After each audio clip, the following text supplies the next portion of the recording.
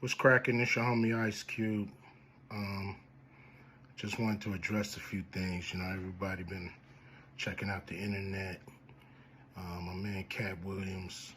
Um, first of all, I just want to say, we shot that movie over 20 years ago. So, you know, people have different perspectives, and it's been a long time. I also want to say, every comedian that I've worked with, every comedian that I've put in a movie, I only put them in the movie because I thought they was funny. I thought they was perfect for the part. I tried to put them in a position to win. That's what it's all about, I look at from, Chris Tucker and Bernie Mac and Mike Epps, Katt Williams, Ricky Smiley, Michael Blackson, Cedric, Kevin Hart. All these guys I know are funny as hell. I didn't discover them. They were doing their stand-up or doing their thing, and I knew that they were great and that they could act, and that if I have an opportunity, I was gonna give them an opportunity. To me, that's what it's all about. Far as specific things, Katt was 100 on a few things. Most of what he was saying, a couple things, I just want to clarify.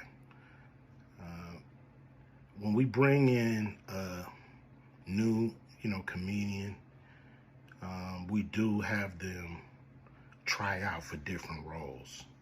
So Ricky did give Money Mike a shot. But when we saw him and, we kind of saw how he moved and how he was, auditioning, we decided that he would be a better, Santa Claus, which was, to me, the perfect casting. When we saw Mike, damn, I call him Money Mike. When we saw Katt, when I saw him, I just knew that he was perfect for Money Mike. And, Katt,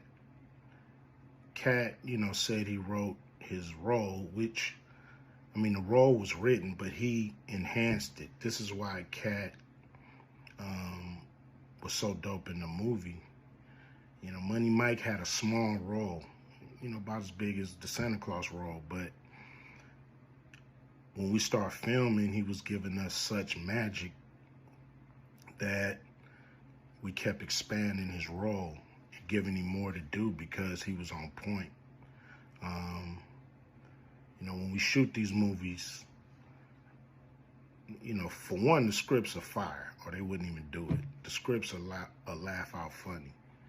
But we shoot the script, but once we get what we need from the script, we let the comedians ad-lib, riff, play with the words, do their thing. We give them a take where they can, or 2, 3 takes where they can go off and do what they feel. Sometimes it makes the movie, sometimes it don't. When somebody gives you jewels, you want to try to make sure that makes the movie. So in the movie, there's second thing I want to clear up. I would never shoot a rape scene in a movie, especially like Friday, where you actually see this happening on camera. That ain't my style. If you check out any of my movies, they not raunchy. We did a movie called Players Club where the subject matter was a little raunchy, but for the most part, even that, we left it to your imagination. So the only reason that kind of stuff was in the movie is because you have 3 villains in Friday After Next. You have the Santa Claus stealing presents. You have Damon, just got out of prison, sweating.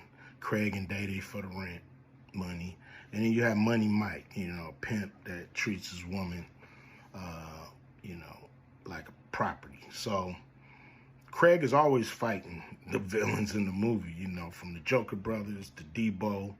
And so we already had Craig fighting Santa Claus. And the only real way to get rid of the other two villains was to have them go against each other. And the plier joke was always in the script. It was never, we would never ever show that.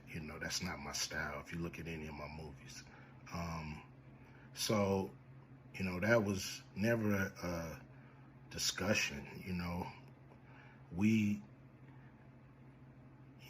at that point in everybody's career, we would listen to a certain extent, but we wasn't gonna change the movie for any actor. We do what we feel, and if it was a rape scene, it would have been in the movie. It was no reason not to shoot it. But that's not my style. I don't even like that kind of shit in movies, on camera. And so, that was, to me, a little discrepancy there. Katt, he wrote a lot of his part because, like I said, he was giving us jewels, so we were keeping the camera rolling. He was coming off the dome. He was coming prepared every day to steal the show. That was his mission. And, that's what he did, with the movie. And it launched his career, And I'm proud of the movie. I'm proud of all the guys who've, come through, a Q Vision production and went on to do bigger and better things. And look, a lot of people are talking about pay and how much they was paid on these movies that were extremely low budget. Most of these guys work a couple of days, and when you're doing a movie, there's over 100 people working on the movie that need to get paid. Most of them got to get paid every day. And there's pre-production and post-production. Even after you finish with the actors, you got to pay editors and sound people. And my movies are all about quality, so most of the money go up on the screen. I'm not giving you no bullshit. I'm not giving you no low budget, shit you can laugh at because it's so cheap. So, we try to put all the money on the screen. And so any actor that's mad at what they got paid, just look at what you was doing. Look at where your career was at the time. Take a look at where it is now. And Friday has something to do with that, I believe. And I put a lot of people in movies, but they ain't never put me in a movie. So you could take that for what it's worth. You know what I'm saying? I've given a lot of these guys opportunities. And I still act, so I'm waiting for a call. I ain't got to produce everything or write everything. I got love for all the comedians that I've worked with. Got, much love for Katt. He spoke up for me a lot. And I just wanted to be clear and clarify some things. And shit, man. I hope y'all have a good 2024. Yeah.